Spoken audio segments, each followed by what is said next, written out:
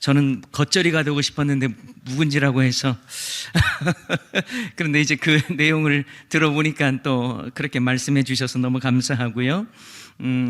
저에 대해서 이제 제가 교회 딱 들어왔을 때에 많은 분들이 또 인사를 해 주시더라고요. 그래서 저를 어떻게 이렇게 알아주시지 생각을 했는데 제가 보니까 여기 사진이 제 얼굴에 나와 있더라고요. 그래서 아시는가 보구나 라고 생각도 해봤습니다.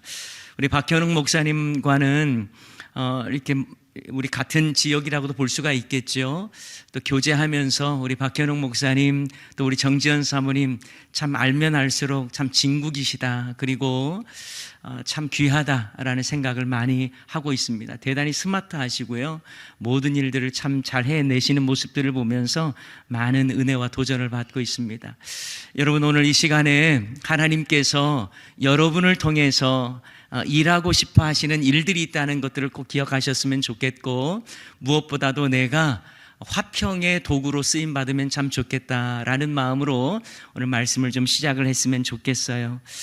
여러분, 2026년 아까 목사님께 제가 좀 컨디션이 안 좋다고 그랬는데 엊그제까지 조금 안 좋았던 게 있었는데 다른 게 아니고 갑자기 이석증이 와가지고 좀 그랬었는데 지금은 다 괜찮습니다. 너무 걱정 안 하셔도 될 것 같고 건강합니다.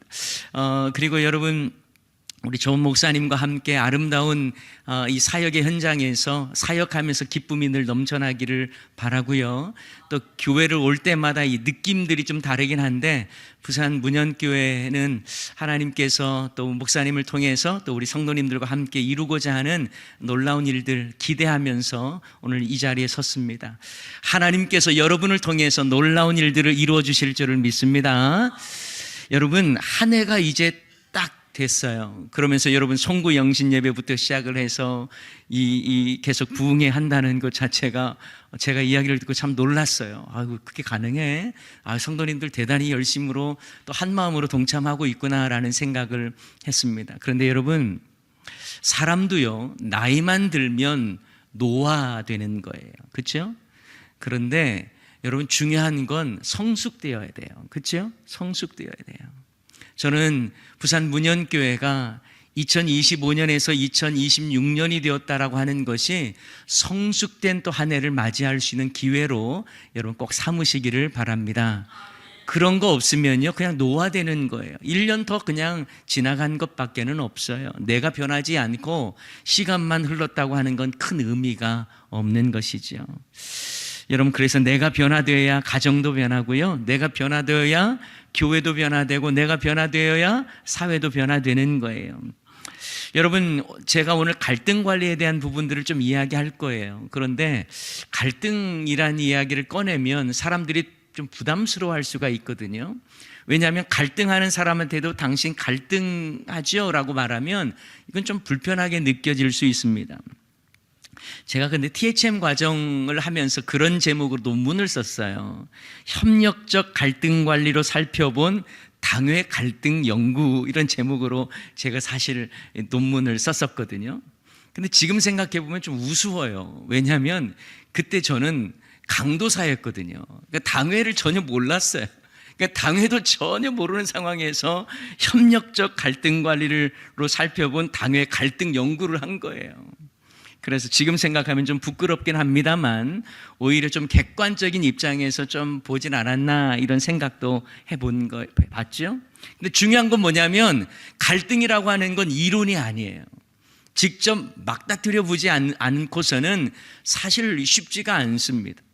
그래서 여러분, 이 시간에 갈등 관리에 대한 메시지를 여러분 듣긴 할 겁니다만 이것을 여러분에게 적용을 좀 하시면서 내 가정에서 또 혹여는 내 사역의 현장 가운데 아니면 내 마음속에 있는 갈등들, 이런 것들을 한번 좀 점검해 보면 참 좋겠다라는 생각이 들어요. 여러분, 칡나무 갈자와 등나무 등자가 합해져서 갈등이라는 한자가 만들어졌습니다. 그런데 놀라운 것은 칡나무는요, 왼쪽에서 오른쪽으로 이렇게 올라가요. 뭘 휘감으면서 올라가는 거죠. 왼쪽에서 오른쪽으로 이렇게 막 감아가면서 올라가는 것이 칡나무의 성향이에요. 그럼 등나무는 뭐냐? 오른쪽에서 왼쪽으로 휘감아 올라갑니다. 문제가 뭐냐면 둘이 만약 같이 자라면 반드시 서로 부딪히는 부분이 있는 거예요. 그래서 갈등이라고 하는 개념이 그런 개념이에요. 칡나무처럼 이렇게 올라가는 것과 등나무가 올라가다가 이렇게 맞닥뜨려지는 것, 그게 바로 갈등이라는 거예요. 그러면 여러분 방향은 똑같아요. 위로 올라가는데 뭐가 다르냐면 성향이 다른 거예요. 성향이 달라요. 여러분 갈등이 일어나는 이유가 뭘까요? 달라서 그래요. 달라서. 생각이 좀 다르고요. 기질이 달라서 그래요. 그런데 여러분 다르다라고 하는 것 자체가 어떤 때는요 매력적으로 다가올 때가 있습니다. 남녀가 만나서 내가 없는 뭔가를 가지고 있으면 매력적으로 다가올 때가 있거든요. 그런데 나중에 또 살다 보면 이것이 매력이 아니라 그냥 짜증나는 거예요. 너무 다른 거예요. 나를 이해를 못한다라고 생각을 할 수가 있어요. 그래서 결혼 전에는 뭐라고 이야기를 하냐면 당신 없으면 못 살아 하면서 결혼해요. 나중에 당신 때문에 못 살아 하면서 이혼하거든요. 이게 뭐냐면 서로에게 좋은 점으로 다가왔는데 나중에는 그것 때문에 갈등하는 거예요. 여러분 아이들을 키워봐도요 아이들 너무 다르지 않습니까? 저희 집 아이가 4명 있어요. 예, 뭐 적당히 있죠. 4명이 있는데 아이들의 기질이나 이 습성이나 심지어는 식성까지 봐도요 다 달라요. 셋째 아이는요 회를 너무 좋아해요. 제가 서울에서 이제 수도권에서 목회를 하다가 부산에 이제 내려간다 하니까 셋째 아이가 막 울면서 나 안 가겠다고 그러는 거예요. 그래서 제가 딱 한마디 했어요. 거기 회 많이 먹을 수 있는데 그랬더니 너무 좋아하는 거예요. 그래서 왔어요. 아무런 문제 없이 왔어요. 그런데 넷째 같은 경우는 넷째는 아예 회 자체는 먹지를 못해요. 너무 이 식성도 다르죠. 그러니까 아이를 키우다 보면 별의별 이 경험들을 많이 하게 되거든요. 여러분 자녀들을 키워보신 분들은 자녀들 뭐 같은 배앓이에서 낳은 자식이라고 해도 같아요? 달라요? 달라요. 다릅니다.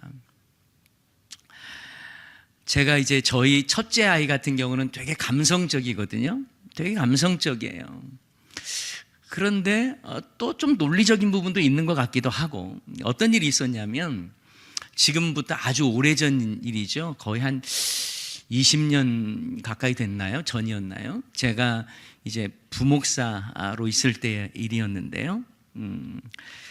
제가 정말 좋아하는 목사님이 부산의 어느 교회에서 목회를 아주 열심히 잘 하셨어요. 근데 딱 1년 만에 돌아가셨어요.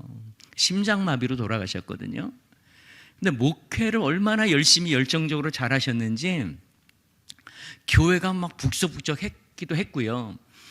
그 돌아가시기 바로 한 2주 전에 저를 만났는데 제가 부산에 내려올 일이 있어서 이제 저한테 지금 건축할 부지를 알아보고 있다고 하면서 뭐 그런 이야기를 하셨던 분이 2주 만에 돌아가신 거예요.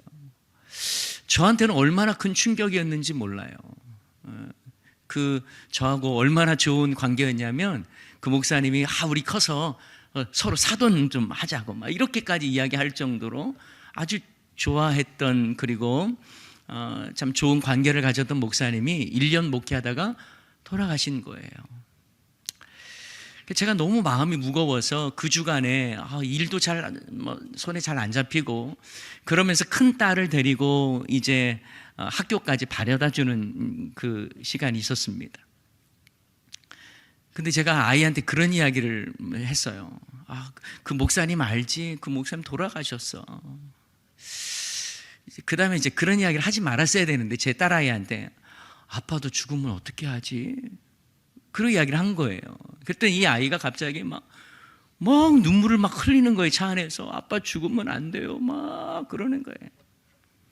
그러니까 아빠 입장에서는 아빠 죽으면 안 돼 하면서 막 우는 아이의 모습 보니까 좀 가슴이 찡하고 감동이 되더라고 왠지. 근데 그 다음에 물어보지 말아야 할 말을 물어봤어요. 왜 아빠가 죽으면 안 되는데? 그때 이 아이가 하는 이야기가 그러면 우리 집 차 누가 운전해요? 그러는 거예요. 우리 집 차를 누가 운전하느냐는 거예요. 와, 그 이야기를 딱 듣는 순간에 내가 내 정체성이 딱 분명하게 세워져. 우리 집에 내가 운전기사구나 라는 게 확 느껴지는 거예요. 아주 감정적인 것 같은데 또 말하는 걸 보면 대단히 또 논리적이라고 해야 될지 그런 생각이 좀 들었다라는 거예요. 여러분, 그처럼 다양합니다. 사람은 다양해요. 다릅니다. 그래서 갈등이 생기는 건 어떻게 보면 지극히 당연한 것이다라고 말할 수가 있어요. 여러분, 이런 건 많이 해봤을 거예요. 손깍지 껴는 거 많이 해봤죠? 한번 껴보세요. 그러면 왼쪽 엄지손가락이 먼저 나오느냐, 오른쪽 엄지손가락이 먼저 나오느냐, 그런 거 많이 해보잖아요. 왼쪽 엄지손가락 먼저 나오는 분 한번, 자기가 보기에 제일 먼저 왼쪽 엄지손가락이 먼저 나온다, 손 한번 들어주실래요? 네. 자기는 오른쪽 엄지손가락이 먼저 나온다, 손 한번 들어주세요. 오른쪽. 예. 여기도 거의 비슷비슷한 것 같아요. 비슷비슷해요. 거꾸로 한번 해보시겠어요? 반대로 한번 해보세요. 어때요? 불편하고 어색하지요? 그렇죠. 다른 건 아니에요. 팔짱 한번 여러분 껴보실래요? 팔짱. 그러면 이게 오른손이 삐져나오는 손이 있고 왼손이 들어가는 손이 있고 반대로 되는 경우가 있어요. 자, 그럼 한번 질문 한번 해볼게요. 저처럼 오른손이 삐져나오는 분 한번 손 한번 들어주실래요? 네네. 왼손이 삐져나오는 분 손 한번 들어주실래요? 그렇죠. 여기도 반반이에요. 그 반대로 한번 해보세요. 반대로. 어때요? 불편하지요? 뭔가 좀 어색하지 않습니까? 그런데 여러분, 자기하고 다르다고 해서 너 장애인이야 이렇게 말할 수 있어요? 없어요. 나하고 다르니까 넌 틀렸어 라고 말할 수 없어요. 왜 그래요? 다른 거예요. 갈등은 왜 일어나요? 다르기 때문에 일어나는 거예요. 여러분, 우린 교회는요, 그리스도 안에서 한 형제자매예요. 그러나 똑같지는 않아요. 기질이 다르고요, 성향도 다르고요, 생각이 달라요. 그래서 여러분이 이 갈등이라고 하는 것은 누구에게나, 어느 공동체에게나 자연스럽게 일어난다라는 것들을 꼭 먼저 기억하셨으면 좋겠어요. 자, 그 다음에 갈등이 생기는 또 다른 이유가 뭘까요? 그건 바로 자기 중심성이에요. 좀 다시 말하면, 조금 더 노골적으로 말하면 죄성 때문에 그래요. 갈등이 왜 일어나는가? 자기 중심적이에요. 여러분, 아담과 하와가요, 죄를 짓기 전에 하나님께서 아담에게 하와를 탁 보여주셨을 때에 아담이 뭐라고 고백을 했습니까? 이는 뼈 중에 뼈요, 살 중에 살이라, 이렇게 고백을 했어요. 그런데 죄를 짓고 난 다음에 고백이 뭐냐면, 하나님이 주셔서 나와 함께 하게 하신 이 여자, 그가 나무의 열매를 내게 줌으로 내가 먹었나이다. 예. 하나님께 원망을 해요. 그리고 여러분, 하나님께서 내게 준 이 여자가 그랬다라고 이야기를 합니다. 이거 왜 그래요? 왜 이런 갈등의 모습들이 나오냐면 죄 때문에 그래요. 죄성. 여러분, 우리는요, 자기 중심성을 가지고 있습니다. 그래서 자기 중심성을 가지고 있다는 건 언제라도 갈등이 일어난다는 거예요. 여러분, 부부가요, 자기 중심적으로 해석하기 때문에 늘 갈등이 일어날 수밖에 없는 거예요. 옳고 그름도 내가 이제 기준이 되는 거죠. 그래서 질투하고 또 시기하게 됩니다. 여러분, 아무리 이제 남의 집 자식이 막 잘 되는 거 막 웃으면서 해줘도 내 마음속에는요, 우리 인간은요, 자기 중심성이 있어서 아이고 그래 잘났다 이렇게 생각을 하는 경우들이 많아요. 질투하고 시기하는 경우들이 무척 많더라는 거예요. 왜 그래요? 이것은 바로 자기 중심성이 있어요. 그래서 갈등하게 돼요. 여러분, 그래서요, 이 목장 안에 보면 목장 모임을 통해서 다른 사람이 잘 되는 것이 정말 기쁘다라고 한다면 목장이 정말 잘 되고 있는 거거든요.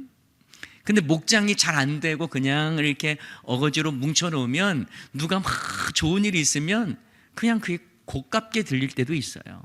그건 아직 가족이 안 되었다라는 거예요. 여러분, 제가 이렇게 좀 아담하잖아요. 아담한데 저희 막내 넷째 녀석은 지금 고등학교 1학년인데 한 185 정도 되거든요. 아유, 왜 갑자기 놀라세요? 이거 있을 수 없는 일이다라고 생각을 하시는 거예요?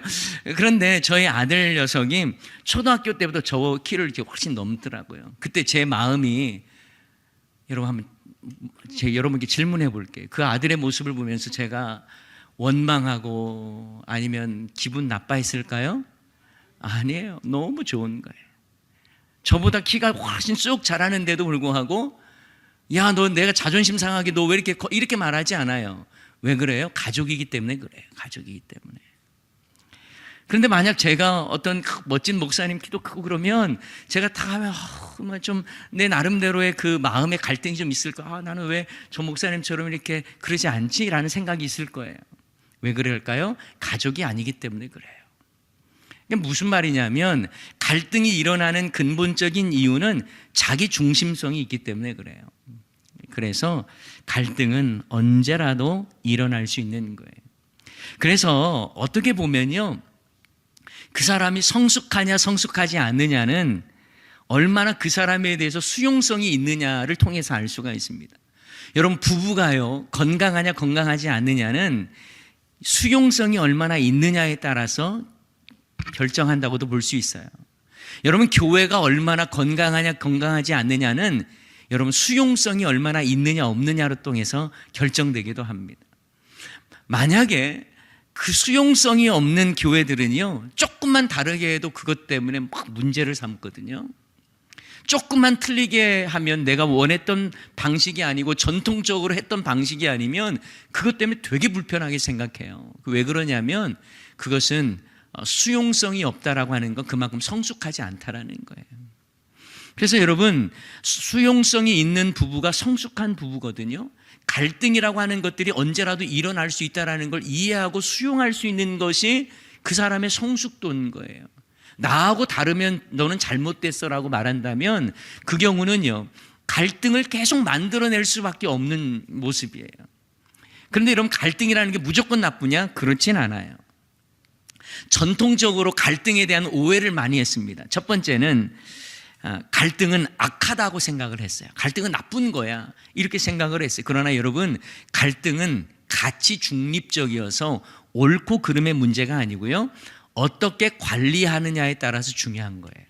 자, 따라서 한번 해볼까요? 갈등은 어떻게 관리하느냐에 따라 중요합니다. 그래요. 갈등 자체보다도요, 갈등을 어떻게 관리하느냐가 중요한 거예요. 갈등이라고 하는 것은 피할 수가 없는 거예요. 그러면 어떻게 관리하느냐가 중요한 거예요. 여러분, 갈등이 없는 곳은 무덤밖에 없어요. 사람이 살아있다고 하는 것 자체는 갈등을 항상 가지고 있는 거예요. 그래서 전통적인 갈등에 대한 오해가 두 번째가 뭐냐면 피해야 한다는 거예요. 아니에요. 갈등은요, 피할 수가 없어요. 왜냐하면 부부간에도 계속 갈등이 일어나는데요, 부자간에도 계속 갈등이 일어나는데요, 피할 수가 없어요. 그러면 뭐 어떻게 해야 되느냐면 관리를 잘해야 돼요. 갈등 관리를 잘해야 된다는 거예요. 자, 그리고 또 한 가지 오해가 뭐냐면 시간이 지나면 알아서 해결될 거라고 생각하는 것이 잘못된 거예요. 갈등은 관리되어야 돼요. 관리되어야 합니다. 여러분, 교회 안에서도 갈등이 일어날 수 있습니다. 그건 당연한 거예요. 어떤 교회 하나 예외 없이 모든 교회는 갈등이 있습니다. 그러나 갈등 관리를 잘하는 교회가 있고 갈등 관리를 너무 못하는 교회들이 있어요. 그것에 따라서 교회가 문제가 더 커지거나 어려움이 당하는 경우가 있어요. 여러분, 제가 앞에서 말씀드렸던 것처럼 이 협력적 갈등 관리를 통해 살펴본 당회 갈등 연구를 제가 논문을 썼다고 하면 제가 당회에서 아무런 갈등이 없을까요? 그렇지 않아요. 당연히 있는 거예요. 하지만 이것을 어떻게 관리해 나가느냐가 중요한 거예요. 여러분, 직장 생활을 하더라도 어디에나 갈등이 있습니다. 여러분, 가정에서도 어디에나 갈등이 있습니다. 갈등이 없다고 한다면 아예 대화를 하지 않을지, 아예 그냥 상종을 하지 않으면 모를까, 어디에나 갈등이 있습니다. 그렇다면 이 갈등의 문제는 잘 관리해야 된다라고 하는 것이 중요하다는 거예요. 자, 오늘 이제 본문 말씀을 한번 좀 볼 거예요. 자, 오늘 본문 이 6장 말씀, 사도행전 6장 말씀을 봤는데요. 그 이전에 어떤 내용이 나온 줄 아세요? 그 5장에 보면 사도들이 잡혀서 옥에 갇히고요. 공회 앞에 끌려가고요. 그리고 예수의 이름으로 말하지 말아라 협박을 당하고요. 채찍질을 당합니다. 그렇지만 그들은 어떻게 표현하냐면 사도들은 능욕받는 일에 합당한 자로 여김받음을 기뻐하며 전도를 그치지 아니한다라는 거예요. 얼마나 대단합니까? 세상 사람들이 채찍질하고 능욕하고 공회에 끌려 나와서 예수의 이름으로 말하지 말아라 라고 하는 그때에 그 외부의 핍박을 다 이겨내면서 전도를 그치지 아니했던 이 사도들의 모습이 얼마나 대단합니까? 그러면서 6장에 딱 들어가는데 뭐로 시작합니까? 그때에 제자가 더 많아졌는데, 핍박이 있었는데 제자가 더 많아졌대요. 여러분, 외부적인 핍박이 있었어요. 그러나 교회가 부흥하고 있는 거예요. 그런데 문제가 바로 다음에 나와요. 내부적인 문제가 생겼습니다. 초대교회의 첫 번째 내부 갈등이라고도 말할 수 있습니다. 여러분, 갈등이 발생한 이유가 뭐예요? 당시 예루살렘 교회 안에 헬라파 유대인들이 있었고 히브리파 유대인들이 함께 공존하고 있었습니다. 그런데 과부를 구제하는 그 일들을 하는 데 있어서 헬라파 유대인 과부들이 구제해서 계속 누락이 되는 거예요. 매일 구제받는 것에 대해서 히브리파 유대인의 과부들은 구제를 계속 받는데 헬라파 유대인 그 과부들은 이 제대로 도움도 못 받고 구제를 못 받는 거예요. 그래서 히브리파 사람들을 헬라파 사람들이 원망하기 시작합니다. 여러분, 그들은 죽음의 위협까지 이겨냈던 사람들인데 밥그릇 싸움이 들어가니까 갈등이 생기는 거예요. 외부에서 엄청난 공격까지도 이겨내고, 그래서 전도하는 거 그치지 아니하고 하나님 앞에 온전히 모여서 예배드리고 그러했던 그들이 내부의 갈등이 딱 일어나는데요. 쉽게 말하면 구제에 우리가 빠졌다라는 이 밥그릇 싸움하고 있는 거예요. 여러분, 너무나 이게 좀 가볍게 느껴지지 않아요? 아니, 그런 어려움도 이겼는데, 그런 핍박도 이겼는데. 그런데 여러분, 갈등이 원래 그래요. 갈등은 큰 것에서 생기지 않아요. 사람이 넘어지는 건요, 바위에 걸려서 넘어지는 것이 아니에요. 돌뿌리에 넘어지는 것과 똑같은 거예요. 여러분, 교회 위기도 마찬가지예요. 교회 위기도 작은 것에서부터 처음에는 시작합니다. 그런데 그 갈등 관리를 제대로 못하면 이제 엄청나게 커지는 거예요. 여러분, 아무리 좋은 것을 하더라도 갈등이 생겨요. 한번 볼까요? 구제하는 거 얼마나 좋은 일입니까? 여러분, 예루살렘 교회 안에서 구제한다는 건 얼마나 좋은 일이에요. 그런데 그것 때문에 갈등이 일어나요. 여러분, 교회도 마찬가지예요. 나쁜 일을 하다가 갈등이 일어나는 경우는 그렇게 많지 않아요.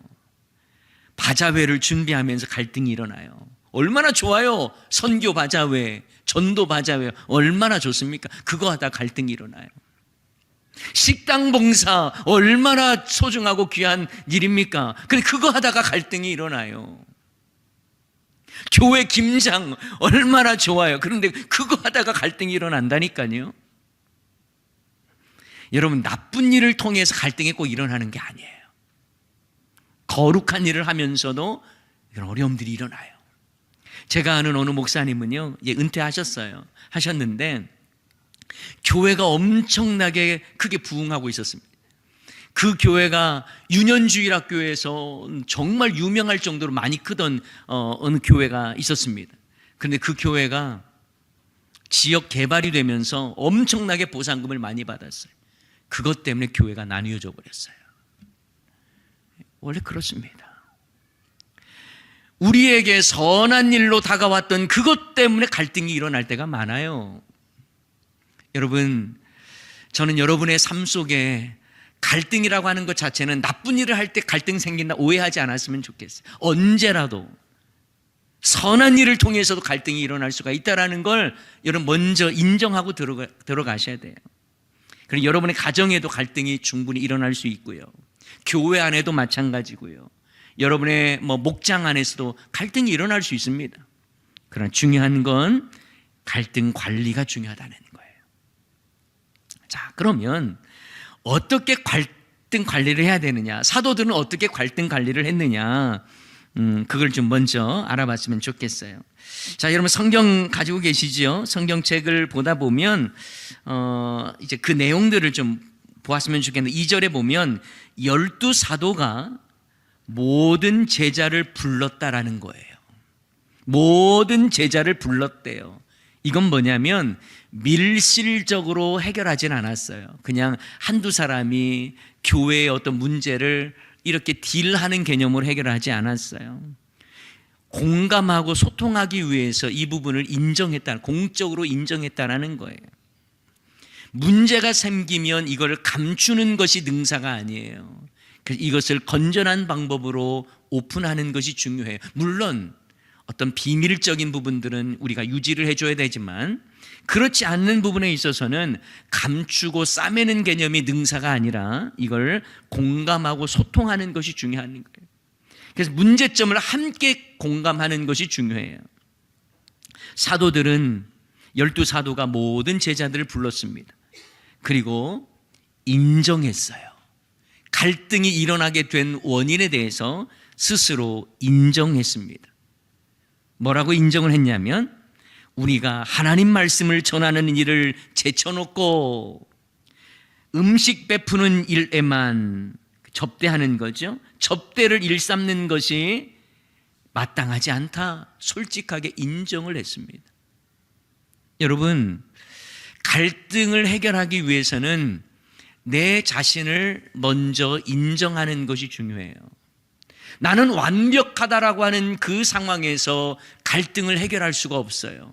나는 완전한데 너는 틀렸어라고 접근을 하면 갈등은 관리가 되지 않습니다.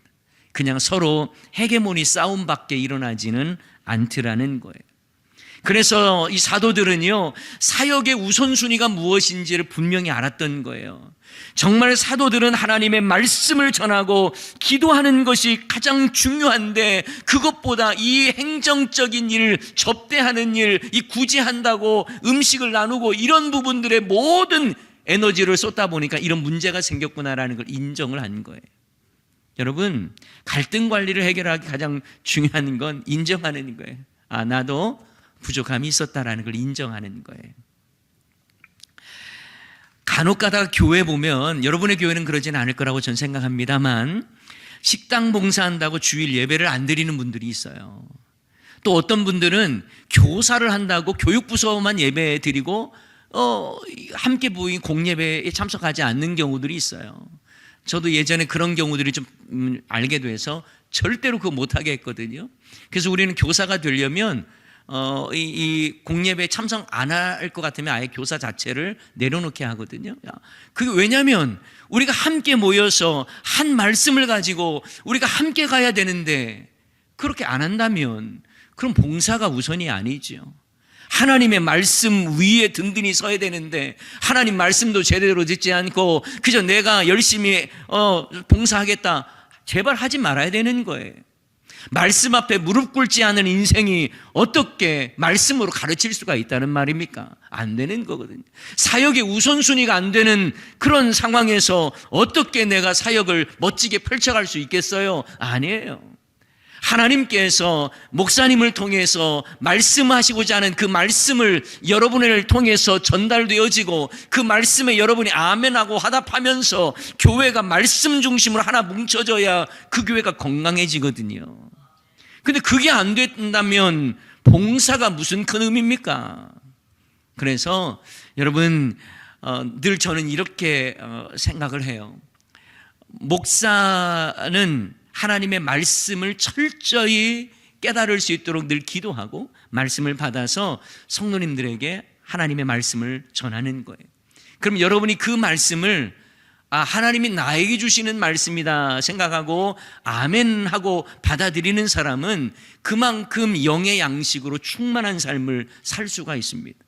그런데 만약에 여러분이 말씀에 귀를 막고 눈을 감고 팔짱 끼고 이렇다면 여러분은 하나님이 여러분에게 주시고자 하는 축복의 말씀을 걷어차는 것과 똑같은 거거든요. 그러니까 말씀의 우선순위를 알았던 거예요, 사도들이.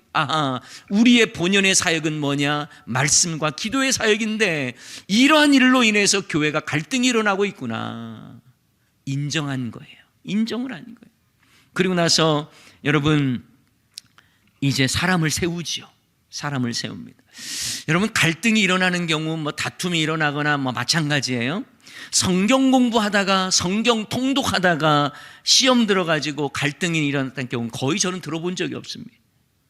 그런데 놀러 갔다가 상처받는 경우는 많아요. 왜냐하면 본질적 사역이 놀러 가는 게 아니기 때문에 그래요. 여러분 분위기만 좋은 교회 되려 하지 마십시오. 분위기 좋은 교회의 약점은 뭔 줄 아세요? 막말을 잘해요. 서로끼리 함부로 말을 해요. 끼리끼리 놀다 보면 다른 사람이 들어오지를 못해요. 그것도 문제거든요. 분위기 좋은 건 우리끼리 분위기 좋은 교회가 되는 게 아니고요, 제3자가 딱 왔을 때에 분위기가 좋다는 걸 느껴져야 되는 거예요. 저는 부산 문현교회가 누구라도 와서 함께 예배를 드릴 때에 영적 분위기에 감동하고, 그리고 여러분의 그 아름다운 교제 속에 행복을 느낄 수 있는 부산 문현교회 다 될 수 있기를 소원합니다. 그러기 위해서는 말씀 중심으로 교회가 가야 된다는 거예요. 그렇지 않고 분위기라는 건 좋을 수가 없습니다. 그건 인간적인 방법이에요. 참 사람들 보면요, 놀러 갈 때는 놀러 가면 그렇게 아파가지고 교회도 못 나온다는 사람 놀러 간다면 어떻게 지팡이를 짚고라도 오시는 거예요. 그래 때로는 시험이 들 때가 있어요. 그런 분들 보면 교회는 못 나오는데요, 다리 아파가지고. 근데 어떻게 나와가지고 놀러 가는데 소고기 먹으러 간다고 어디 저야 간다고 하면 그 먼 데까지 가요. 여러분 그러면서 놀러 갈 때는 그분들이 하는 노래가 있더만요. 보니까 내 나이가 어때서 사랑하기 딱 좋은 나이인데 하면서 유행가를 불러가면서 그래요. 내 나이가 어때서. 그런데 주 얘기를 하라고 그러면 내가 나이가 지금 은퇴해가지고 아무것도 못하고 그런 이야기부터 하는 거예요. 여러분 그러면 안 돼요. 여러분 말씀이 없는 곳에는 갈등이 일어날 수밖에 없어요. 말씀 중심이 되지 않는 교회는요, 분위기가 좋은 교회가 될 수가 없는 거예요. 여러분 목장 모임을 통해서 말씀을 나누고 말씀이 내 삶 속에서 어떻게 역사하셨는지를 서로 나누다 보면 그게 영적 아름다운 분위기가 되는 거거든요. 맨날 정치 이야기하다가 그 공동체 나뉘어주고 그런 어리석은 일들을 왜 해요? 왜? 그건 참으로 어리석은 일이에요. 교회가 은혜 가운데 든든히 서려면 세상적인 어떤 가치관을 가지고 이야기해서 될 문제가 아니에요. 증권 이야기하고 증시 그런 거 올랐다 이런 거 이야기할 때가 아니라니까요. 목장 안에서는 함께 하나님의 말씀이 내 안에서 어떻게 경험되어졌는지를 나누다 보면 그것이 간증이 되고 그것이 아름다운 분위기가 되는 거예요. 저는 부산 문현교회가 그런 영적인 분위기가 교회 가운데 목장 가운데 아름답게 일어날 수 있기를 소원합니다. 자, 먼저 제가 아까 말씀드렸어요. 갈등이 일어나면 갈등의 요인을 먼저 인정하라는 거예요. 그리고 상황과 문제점을 인식하는 거죠. 그러면서 성령과 지혜가 충만한 칭찬받는 사람 7명을 택합니다. 여러분 7명 이름이 딱 나왔는데 놀라운 게 하나 있어요. 7명의 이름이 다 헬라식 이름이에요. 여러분 헬라식 이름이라는 건 뭐냐면 히브리식 이름이 아니라는 거거든요. 헬라식 이름이라는 건 다 이 사람들이 이방에서 살다가 디아스포라 유대인들이라서 이곳에 와서 살고 있는 사람들이에요. 그러니까 터줏대감처럼 히브리파 유대인들이 아니에요. 자, 여러분 놀랍지 않습니까? 7명을 뽑았는데 7명이 다 성령과 지혜가 충만하고 칭찬받는 사람 7을 뽑았어요.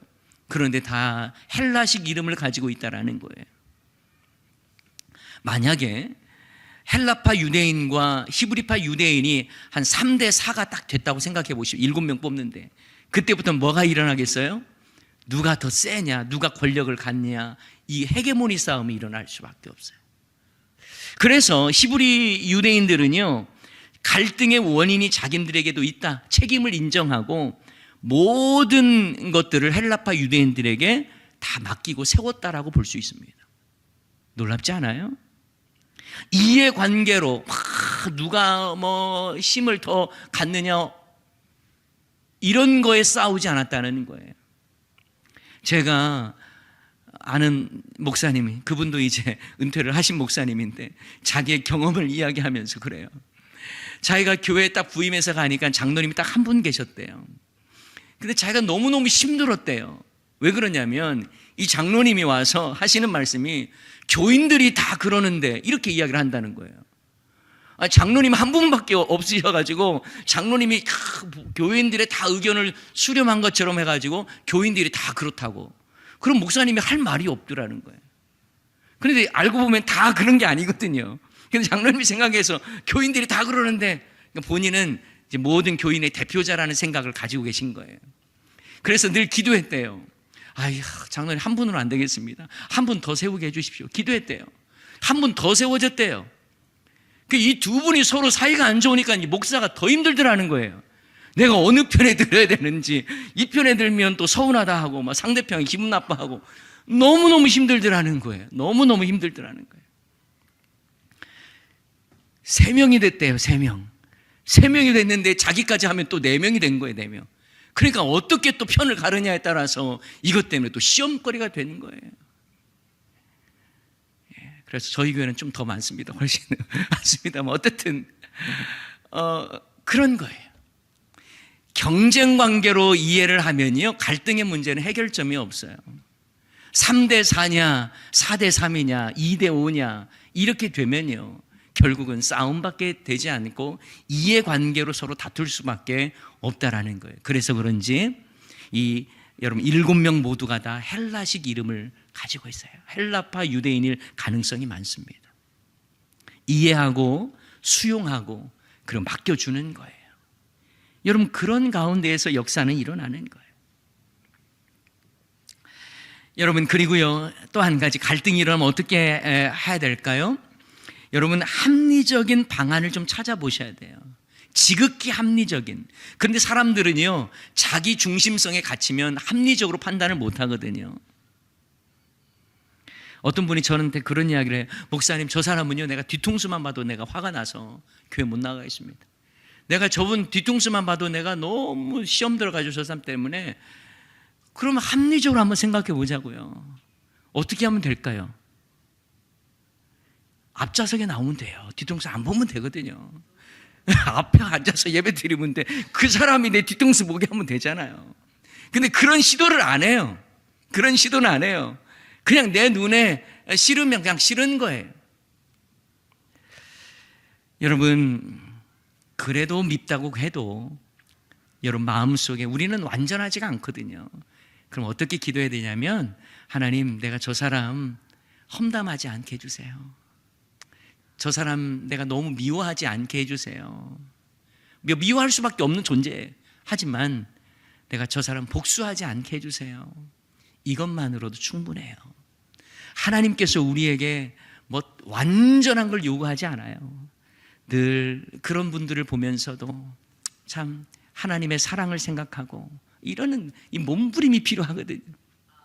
여러분, 그래서 교회는요, 나하고 딱 맞는 사람들 맞춤형으로 모인 게 아니에요. 다양한 사람이 모이지만 예수의 이름으로 모였고, 그 가운데서 이것 따르고 저것 따르지만 그럼에도 불구하고 서로 몸부림쳐가면서 주의 일들을 이뤄가는 것, 그것이 교회다운 거예요. 부산 문현교회가 서로 이해하고 사랑하는 모습들이 늘 충만하기를 소원합니다. 그래서 여러분이 저에게 이런 질문을 할 수도 있어요. 목사님은 어떻게 해결합니까? 목회자도요, 딱 보다 보면 마음에 딱 드는 사람이 있고 그렇지 않은 사람이 있을까요, 없을까요? 예, 어떻게 잘하셔요? 그럴 수 있어요. 하지만 저는 철칙이 하나 있습니다. 뭐냐면, 저 사람은 악한 사람이 아니라 약한 사람이라고 저는 생각을 해요. 누군가를 바라보면서 악하다고 보면 저 사람은 내가 상종하지 말아야 될 사람입니다. 그러나 약하다고 생각을 하면 그래도 긍휼의 마음을 가질 수가 있어요. 여러분, 저도 우리 교회에 이제 제가 11년째입니다. 지금 11년째 사역을 하고 있는데 되게 막, 야, 거기 총회장님도 계시고, 뭐, 성도님들이 세고, 막, 이런 이야기를 하도 많이 들었어요. 제가 오기 전에.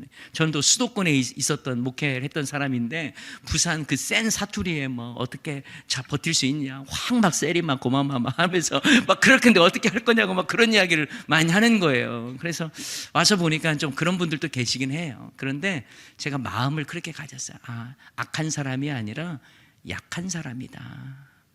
과거에 어떤 상처로 인해서 약해졌을 수 있어. 뭐 이렇게 생각을 하는 거예요. 여러분, 예수 믿는 사람은요, 그렇게 바뀐대잖아요. 남편도 저 왼수라고 생각을 했었는데, 나중에 예수님 확 믿고 나면 저 사람이 불쌍해지게 하는 거예요. 아, 내 눈에서 없어졌으면 좋겠다 원수로 느껴졌다가도 나중에는요, 은혜 받고 나면 그냥, 아, 그래, 안타깝고, 저분도, 내 남편도 복음을 알면 저러지 않을 텐데, 예수님 믿으면 저러지 않을, 이런 마음이 든대잖아요. 그게 바른 마음이거든요. 그래서 저는 악한 사람이라고 하지 않고 약한 사람이라고 생각합니다. 또 한 가지는 뭐냐면, 이미 과거에 끝난 사건을 현재로 되돌려 오질 않으려고 해요. 여러분, 부부가 서로 싸울 때 항상 뒤에 바구니를 뒤에 메고 있다는 걸 여러분 알고 계세요? 주머니 같은 걸 하나씩 차고 있대요. 그냥 이야기지만 서로에 대해서 막 기분 나쁘고 이런 것들을 막 쏟아 부어요. 옛날에 나한테 서운했던 것들을 가지고 다 막 던지고 막 상처를 주게 때려요. 그리고 나서 세게 던진 사람이 결국은 이기는 것 같아요. 그리고 나서 뭐 하는 줄 아세요? 던졌던 거 다 다시 집어넣어요, 자기 거. 왜요? 나중에 또 써먹으려고. 이게 우리의 모습이라는 거예요. 과거에 있었던 일 하나씩 다 끄집어내가지고 그 상대방을 만신창이 만들고, 그래서 잠깐 끝났어요. 그러면 이제 앞으로 일어날 것은 그 문제만 가지고 다뤄야 되는데, 다시 그걸 또 주워 담는 거예요. 또 나중에 써먹어야지 이러면서. 그러다 보면 여러분, 우리가 알게 모르게 그 사람의 핫버튼을 누르게 돼요. 핫버튼, 완전히 그 사람이 발작 버튼을 누르는 거예요. 내가 이기기 위해서 그 사람한테 그걸 던지는 거거든요. 저희 아버님하고 저희 어머님은 사이가 참 좋으셨는데, 제가 기억하기로는 저희 아버님의 발작 버튼이 하나 있었어요. 그게 뭐냐면, 어머니에 대한, 시어머니에 대한 이야기를 어머니가 팍 쏘아붙이면 그때는 발작 버튼이었어요. 그래서 평상시에는 그냥 대충 이야기를 하다가 그 문제만 나오면 저희 아버지가 교육자시고, 그리고 그냥 뭐 아주 음악을 좋아하시는 저희 아버님이시고, 그런데 밥상을 엎는 경우도 내가 경험을 했거든요. 왜냐하면 시어머니가 그렇게, 저희 아버님이 둘째 아드님인데 큰아들만 했잖아요. 그래가지고. 그래서 큰아들의 손주들은 우리 손자고, 둘째 아들 저 같은 너희 손자 이렇게 불렀거든요. 그러니까 그것부터 시작해서 뭐 제대로 안 해준 것들이 너무너무 많은 거예요. 한 번은 저희 아버님이 이 담석증 때문에 이거 고생을, 신장 결석 때문에 엄청 고생을 많이 했는데, 시어머니가 뭔 돌밥을 많이 먹여가지고 그렇게 돌 생겼냐고 그렇게 따져 묻고 그랬던 분이었거든요. 그러니까 저희 어머님이 그걸 막 그 맺혔던 걸 쏟아 부으면 저희 아버지는 효자 중에 효자시거든요. 그러니까 밥상을 엎어버리고 그랬던 경험이 나요. 근데 여러분, 상대방께 이렇게 하다 보면 발작 버튼은 누르지 말아야 돼요. 저분의 자존심이 완전히 무너지는 발작 버튼은 누르지 않도록 노력하셔야 돼요. 그래야 관리를 할 수가 있어요. 관리를 할 수 있습니다. 그래서 저는 누군가를 칭찬할 때는 공개적으로 하고, 책망할 때는 개인적으로 불러서 그냥 제가 개인적으로 책망을 합니다. 왜냐하면 공개적으로 하면 망신당하는, 이게 이제 또 자존심의 문제가 될 수 있거든요. 그래서 여러분, 갈등이라고 하는 건 누구에게나 다 있는데, 조금만 더 성령의 지혜와 도우심을 구하면 잘 해결할 수 있는 방법들이 많이 생겨요. 많이 생깁니다. 절대로 핫버튼 같은 것들을 누르면 안 돼요. 여러분, 제가 목회자들을 보면, 목회자들도요, 보면 이 상처들이 많아요. 목회자들이.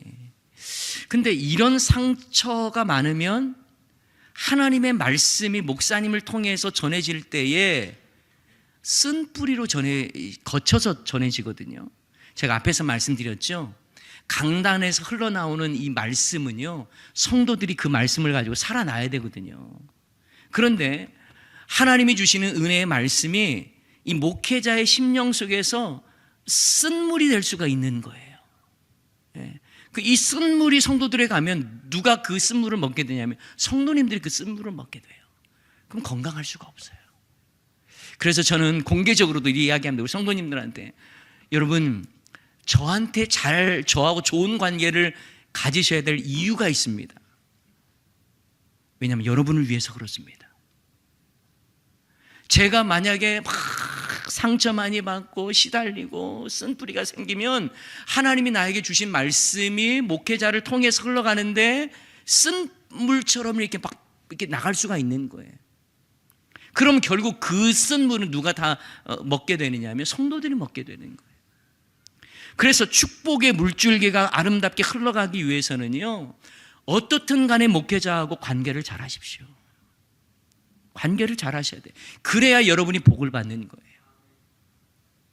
하나님이 나에게 주신 말씀, 목회자에게 주신 말씀이 우리 성도들에게 흘러간다라는 생각을 여러분이 인정하고 그렇게 받아들인다면 그 영의 말씀을 내가 받고 내가 생명을 얻고 힘을 얻어야 되겠다 할 것 같으면 목회자와 좋은 관계를 갖는 것, 이것은 영적인 원리예요. 영적인 원리.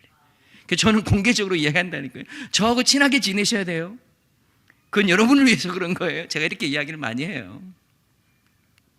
여러분, 이것이 바로 갈등에 대한 우리가 어떻게 대처하느냐의 여러 가지 모습들 중에 또 모습이라는 거죠.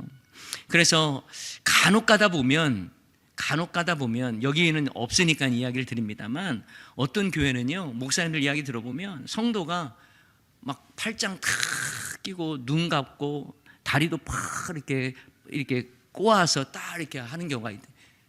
그런 경우가, 그거는요 정말 은혜를 모르는 거예요. 하나님의 복이 어떻게 흘러가는지를 원리를 잘 모르는 거예요. 원리를 몰라요. 어떤 목사님이 설교만 하려고 하면 어떤 성도님 밖에 나가는 분이 있더라는 거예요. 아니, 설교만 딱 하려고 하면 일어나가지고 나가는 거예요. 그리고 계속 시험에 드는 거예요, 목사님도. 그래서 그 교회는 좀 큰 교회였기 때문에 부목사님 통해서, 야, 그 사람 어디 가는지 한번 봐라 그랬나 봐요. 그러니까 화장실을 갔다가 오는 거예요. 그래서 또 자리에 앉아요. 화장실 갔다가 자리에 앉아요. 그래서 한 번은 너무 시험이 들어서 그 성도님한테 불러서 물었대요. 아니, 저한테 좀 섭섭한 거 있으세요? 왜 제가 설교만 하려고 하면 일어나서 밖으로 나가세요? 화장실 가신다고 제가 들었는데 왜 나가세요? 근데 그분이 뭐라고 이야기하냐면, 예, 죄송합니다. 저는요, 잠자기 전에 꼭 소변을 보는 습관이 있어가지고 그러는 거예요. 이게 목사를 2번 죽이는 거예요. 2번 죽이는 거예요. 잠자기 전에 항상 소변을 보는 습관이 있어가지고 목사님 설교 듣자마자 잠자려고 그랬다는 거예요. 이거 완전히 목사를 2번 죽이는 거죠. 여러분, 그래서 복을 받겠습니까? 그래서 은혜를 받겠어요? 저는 부산 문현교회가 하나님의 말씀으로 충만해지고 하나님이 주시는 영의 양식으로 여러분 모두가 다 부유해지기를 주님의 이름으로 간절히 축원합니다. 건강해져야 되는 거예요, 영적으로. 자, 여러분, 제가 결론적으로 좀 어떤 이야기를 좀 드리고 싶냐면, 우리가 어떤 갈등의 문제를 어떻게 해결하느냐에 따라서 그것이 더 은혜의 기회가 될 수가 있다. 은혜의 기회가 될 수 있다는 거예요. 한번 생각해 볼까요? 한나와 분인나 여러분 아시죠? 한나. 참 엘가나 남편의 사랑을 받았지만 자식이 없다는 이유로 이 분인나라고 하는 여인에게 얼마나 그 모진 말을 들었는지 몰라요. 그래서 이 한나는요, 분인나 때문에 너무너무 괴로웠습니다. 그래서 제가 농담 비슷하게 이렇게 이야기하잖아요. 얼마나 분이 나게 했으면 이름도 분인나냐고. 이 분인나가 막 한나를 분이하게 만든 거예요. 한나를 격분케 만들었고 괴롭게도 하고 음식을 먹지도 못했어요, 한나가. 그런데 여러분, 한나가 분인나 때문에 더 하나님께 나아갑니다. 한나가 분인나 때문에 더 하나님께 매달립니다. 성소에 가서 막 금식하며 기도하고 하나님께 매달립니다. 그런 측면에서 본다면 분인나라고 하는 갈등의 요소가 오히려 더 하나님을 찾게 하는 요소가 되었다, 이렇게 볼 수가 있어요. 여러분, 갈등이라고 무조건 더 나쁘냐? 아니에요. 갈등을 통해서 나에게 조심스러운 행실을 또 깨닫기도 해요. 아, 저 사람에게 내가 저렇게 하면 안 되겠구나, 이걸 깨닫는 거예요. 그러면서 갈등이 있지만 갈등을 통해서 더 은혜의 도구, 은혜의 기회가 될 수 있는 그런 좋은 역할도 한다라는 거예요. 교회가 문제가 심각해지는 이유가 뭐냐면 갈등 때문이 아니에요. 갈등 관리가 잘못됐기 때문에 그래요. 교회 갈등에 이 문제가 딱 생기면 이걸 여러분이 하나님 나라의 관점에서 봐야 돼요. 아까 사도들 봤죠. 사도들은 내가 말씀과 기도 이거 제쳐놓고 이렇게 접대하는 거에 신경 써 그거에만 하다 보니까 이런 문제가 생겼다, 인정하는 거거든요. 영적인 측면에서 봐야 돼요. 하나님 나라의 관점에서 봐야 돼요. 여러분이 만약에 누군가 성도들 간에 불편한 마음이 생겼어요. 그러면 여러분 생각해 보셔야 돼요. 이것이 나에게 어떠한 영적 깨달음을 주는 것인가? 하나님 나라의 관점에서 내가 이렇게 내가 대하는 것이 옳은 건가를 생각해 볼 줄 알아야 되는 거예요. 그래서 그러기 위해서는 여러분 본질의 문제와 비본질의 문제를 분별할 줄 알아야 되는 거예요. 내가 이거 정말 죽고 살 문제냐, 이거는 절대 내가 포기하지 않은 문제냐, 아니면 이건 사사로운 문제인가를 분별할 줄 아는 지혜가 필요하거든요. 실제로 미국 한인교회에서 있었던 일이라고 하죠. 교회가요, 예배당 잘 짓고 카페트 까는 것 때문에 시험 들어가 교회가 둘로 나뉘었대잖아요. 어떤 장로님 중심으로는 여기 정말 푸른 느낌, 막 풀밭에 와 있는 느낌으로 파란색의 톤의 이 카페트를 깔자고 하는 또 그룹이 있고, 그래서 교회 오면은 아늑하고 초원 위에 있는 것 같은 느낌을 줘야 된다. 또 어떤 장로님 파는 무슨 소리냐, 보혈의 그 능력이 교회에 중요하기 때문에 카페트를 빨간 것으로 깔아야 된다. 막 이것 때문에 서로 싸워가지고 교회가 둘로 나뉘었는데, 한 파는 푸른 초장파, 한 파는 붉은 보혈파, 이렇게 나뉘어져가지고 막 싸웠대잖아요. 이게 뭐예요? 저 같으면 둘 다 카페트 없이 그냥 하겠다. 그것이 문제라면 아무것도 아닌 거예요. 아무것도 그것이 나의 신앙과 교회의 정통성과도 아무런 문제가 되지 않아요. 그런데 알고 보면 그것 가지고 목숨을 걸어요. 아니에요. 그러면 교회가 힘들어지는 거예요. 본질의 문제인지 아니면 비본질의 문제인지를 알고, 그리고 하나님 나라의 관점에서 해석을 해야 돼요. 여러분, 사도들은요 하나님 나라의 관점에서 해석을 했기 때문에 더 귀한 일꾼들을 세웠어요. 그걸 포기한 게 아니에요. 너희들 문제가 있으니까 나 구제 이거 우리 이제 하지 말자, 그렇게 한 게 아니에요. 그거를 잘 섬길 수 있는 일꾼을 세운 거예요. 일꾼. 하나님 나라의 관점에서 생각을 한 거예요. 여러분, 그래서 여러분 교회가요 어떤 어려움이 있을 때에 헤쳐나갈 수 있는 좋은 방법 중에 하나가 뭐냐면 일꾼이 키워져야 되는 거예요. 일꾼이 키워지지 않으면요 이게 계속해서 문제가 또 될 수가 있어요. 물도요 새로운 물들이 계속 들어와야 그 가운데서 새로운 역사들이 일어나는 거거든요. 저는 제가 예언하는 그런 사람은 아닌데, 교회에 대해서 앞으로 미래 한국 교회의 모습들을 보면 교역자 의존이 크면 큰 교회일수록 그 교회는 쇠퇴하게 될 것입니다. 반대로 평신도들에게 사역들이 잘 위임이 되고 평신도 중심으로 사역이 잘 되는 교회는 앞으로 부흥할 것입니다. 예전에는 어떻게 한 줄 아세요? 예전에는요, 교역자 많이 불러서 그냥 이 성도님들이 팔짱 끼고 봤어요. 누가 사역을 잘하나, 우리 목사님 설교 잘하나 못하나 평가하고 있었어요. 팔짱 끼고. 그런 교회는 앞으로 쇠퇴할 것입니다. 하지만 평신도들의 위임 사역들이 잘 되고 평신도 중심으로 사역들이 잘 이루어진다면 그 교회는 소망이 있습니다. 그래서 저희 교회 같이 목자 목녀로 해서 목장 형태로 지금 사실 우리 교회 그렇게 뭐 바꾸는 거 쉬운 교회는 아니거든요. 그런데 저희 교회 이렇게 바꿔가고 있어요. 그러니까 건강하게 바꿔가려고 하고 있습니다. 그런데 여러분, 이 목자 목녀가 자기 목장에 거의 목사 역할을 하는 거예요. 목사 역할을. 신방도요, 목자 목녀가 중심으로 신방을 합니다. 그리고 목자 목녀가 목사님 이 가정 신방해 주, 그러면 저는 또 신방해 하고요. 하지만 저희는 뭐 서리 집사도 우리 목자 목녀가 추천을 해야 돼요. 그렇지 않으면 서리 집사도 할 수 없어요. 왜 그러냐면 그분의 그 작은 교회라고 저는 생각을 하거든요. 작은 교회예요. 개척교회 같아요. 그분이 정말 영적 리더로서의 역할을 잘 해나가는 거예요. 잘 해가는 겁니다. 그분에게 영혼을 사랑하는 마음이 생기는 거예요. 영혼을 사랑하는 마음이 생겨요. 여러분, 부산 문현교회에 평신도 지도자들이 많이 생겼으면 좋겠어요. 목사님 얼마나 사역을 열심히 잘하나 못하나 한번 지켜보자. 뭐 얼마나 탁월하게 뭐 하나. 이제 그런 시대는 이제 지났다라는 거예요. 그런 시대는 지났어요.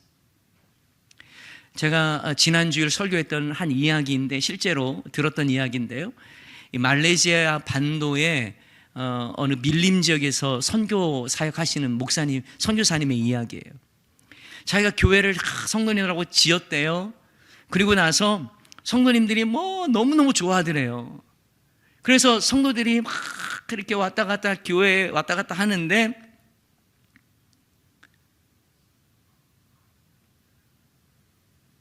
도로 공사를 하지 않았는데도 길이 생긴 거예요. 왜요? 밀림 지역이지만 성도들이 이렇게 막 교회로 왔다 갔다 한 거예요. 그러면서 아니 목사님 한국에서는 새벽에도 기도한다면서 하면서 새벽에도 나오고 막 그런 거예요. 너무너무 이 선교사님이 기분이 좋았대요. 함께 하니까 이렇게 길이 생기는구나. 길 공사를 안 해도 사람들 밟고 다니면서 길이 생겨버린 거예요. 그러다가 본인이 이제 안식년으로 국내에 딱 들어갔다가 또 몸에 안 좋은 게 좀 생겨가지고 안식년을 좀 길게 한 1년 정도를 한 거예요. 다시 돌아보니까 자기 교회가 길을 못 찾겠더라는 길을. 왜 그랬을까요? 그동안에 잡초가 막 밀림 지역이니까 잘한 거예요. 교회로 들어가는 입구를 못 찾은 거예요, 이 목사님이. 그러면서 이 목사님이, 선교사님이 회개를 했대요. 내가 없는 동안에 신실한 일꾼을 못 세웠구나. 내가 없더라도 이분이 그 역할을 할 수 있는 역할만 했다면 이 길이 사라지진 않았을 건데 라고 막 통회하고 회개했다는 거예요. 여러분, 이제 한국교회는 똑같아요. 목사 혼자 길을 내가지고는 될 문제가 아니에요. 함께 가야 합니다. 함께 가야 길이 나오는 거예요. 함께 가야 길 되신 예수 그리스도를 통해서 우리가 시온의 대로가 활짝 열리고 주님이 원하시는 그 길로 우리는 믿음의 아름다운 삶을 살아가게 될 줄 믿습니다. 자, 어떤 결과가 맺어졌는지 마지막으로 한번 봤으면 좋겠어요. 사도행전 6장 7절 말씀을 한번 여러분 성경 가지고 있으시면 한번 읽어봤으면 좋겠어요. 그냥 7절. 자, 이런 갈등 이후에 이 갈등 문제를 서로 이렇게 해결하면서 자, 7 일꾼들을 세웠습니다. 그 다음에 어떤 일들이 일어났어요? 7절 다 같이 읽습니다. 시작. 하나님의 말씀이 점점 왕성하여 예루살렘에 있는 제자의 수가 더 심히 많아지고 허다한 제사장의 무리도 이 도에 복종하니라. 아멘. 갈등을 통해서 하나님께서 더 큰 은혜를 주시는데 더 부응하게 하신 거예요. 여러분, 갈등은 피할 수 없습니다. 갈등은 누구나 다 있습니다. 그러나 갈등을 어떻게 관리하느냐에 따라서 부흥으로 나아가느냐 아니면 쇠퇴의 길을 걸어가느냐는 정해져 있는 거예요. 오늘 말씀을 꼭 기억하십시오. 여러분, 초대교회 안에 갈등이 있었습니다. 하지만 무엇을 하나님이 원하시는가의 관점에서 이 문제를 보았고, 그리고 7 일꾼을 완전히 헬라파 유대인들로 다 세웠고, 그러면서 서로 그 일을 위임시키고 평신도 지도자를 세웠더니 하나님은 더 큰 은혜를 주셨다라는 거예요. 여러분, 갈등 관리는 그래서 마음 관리로부터 시작하는 거예요. 아무리 외부로부터의 갈등이 있어도요, 이 갈등의 문제는 결국 마음의 문제하고 귀결이 됩니다. 저는 부산 문현교회가 갈등이 없게 해주세요 라고 기도할 필요가 없습니다. 왜요? 그건 불가능하기 때문에 그렇습니다. 어느 곳에나 갈등이 있어요. 제가 섬기는 대연중앙교회도 곳곳에 갈등이 있습니다. 갈등이 없는 곳은 무덤밖에 없다니까요. 여러분의 가정도 살아있다면 갈등할 수밖에 없습니다. 그러나 꼭 기억하십시오. 이걸 통해서 하나님이 무엇을 이루시기를 원하시는가? 하나님 나라의 관점에서 바라봐야 하고, 그리고 그리스도의 몸인 교회를 세워가시는 하나님의 선하신 뜻을 발견해서 하나님 나라 영광을 위해서 이 갈등의 문제를 잘 관리해가는 것, 그러면요 갈등조차도 더 큰 은혜의 이유가 될 줄 믿습니다. 그러한 부산 문현교회 될 수 있기를 주님의 이름으로 간절히 축원합니다.